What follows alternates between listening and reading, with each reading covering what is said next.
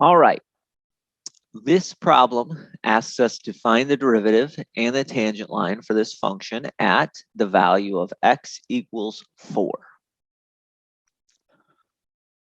Notationally, that means we want to find g prime of 4. And that means I want to get the difference quotient, difference of g of 4 plus h minus g of 4 divided by h. When you plug in 4 plus h into my function, we're going to get 4 plus h quantity cubed minus 5 multiplied times 4 plus h squared. And then when I plug in 4 into my function, I'm going to get 4 to the third minus 5 times 4 squared. So we're plugging in the quantity 4 plus h into the function. We replace each value there of x with the 4 plus h. And then we replace each value of x with the 4. We're subtracting on the numerator. Now, if you do 4 plus h cubed, this is one where it's probably beneficial to sort of go off to the side and do a scratch work if you don't know the answer already. So 4 plus h times 4 plus h times 4 plus h. What's that going to be? That's going to be, well, 4 plus h times 4 plus h. 4 times 4 gives me 16. 4 times h gives me 4h. 4h again, h squared. So that's what you get when you do 4 plus h times 4 plus h, but then we need to multiply by another copy of 4 plus h. I'm going to combine these like terms. 4 plus h plus 4 plus h is 8h. 4h plus 4h is 8h. And then we distribute 4 times 16, 64. 4 times 8h is 32h. 4 times h squared is 4h squared. And then h times 16, h times 8h, h times h cubed gives us that. I'm going to combine like terms. 32h plus 16h gives me 48h. And 4h squared plus 8h squared gives me 12h squared. So that's what you get when you cube 4 plus h. So I'm just going to put this thing in, that whole expression in for this 4 plus h cubed. Now, when we take negative 5 times 4 plus h squared, well, 4 plus h squared, I can actually reference this, is just 16 plus 8h plus h squared. So minus 5 times that. That's a pretty big expression altogether. And then we're going to subtract off what we get when we plug this in.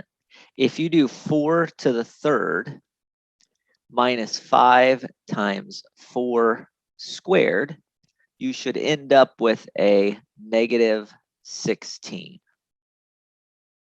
All right. And then it's a matter of simplifying this as much as I can.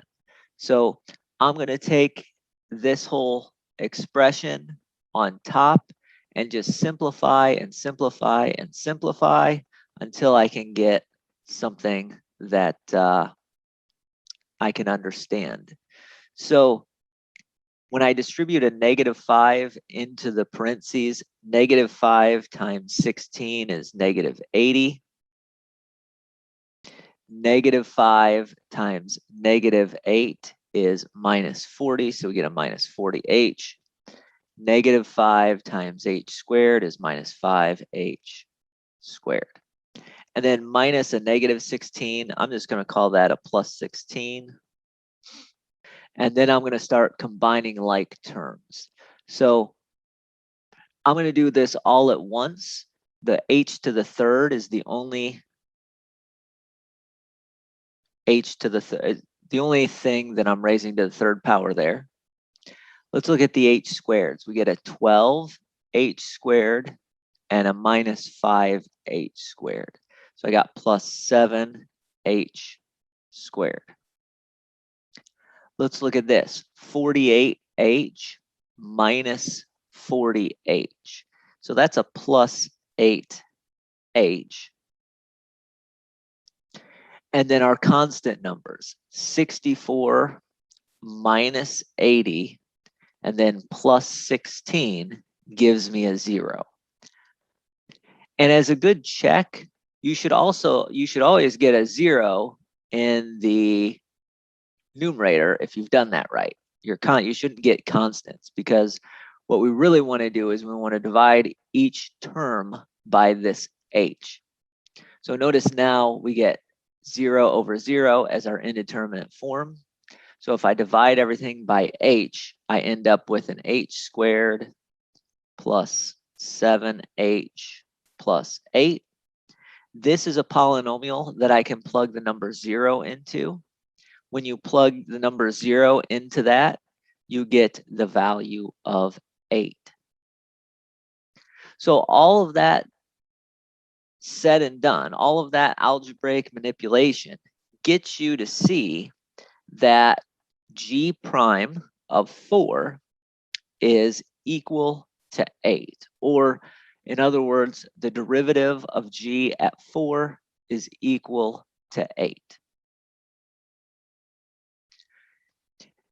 Now, before I move on, obviously that takes a while to simplify, right? That is just what happens when we deal with some of these functions. Some of these functions, you have some really intricate operations, and it takes a while to actually simplify and get down to finding the derivative.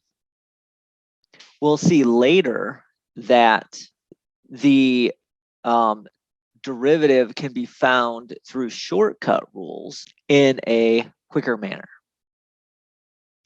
All right, now that's the first part. That's the most important part.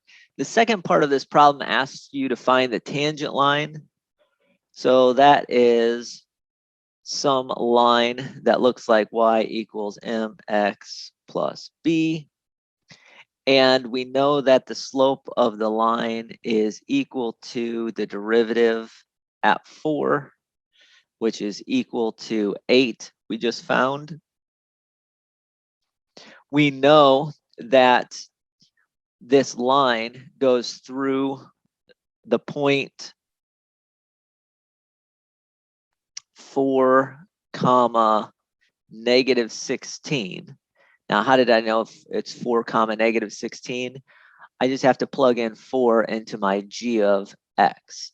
And I've already done that. That gave me a -16. So goes through the point 4, -16.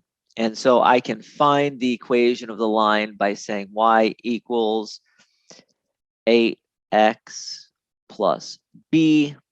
I know that my line goes through the points 4, -16. So if I plug in 4 and 16, 4 for my x, -16 for my y, I can use that to find b, and that means that b is -48. So the tangent line is the line y equals 8x minus 48. And if you wanted to, you could graph that through either your graphing calculator or Desmos and see that that does in fact give me a nice tangent line.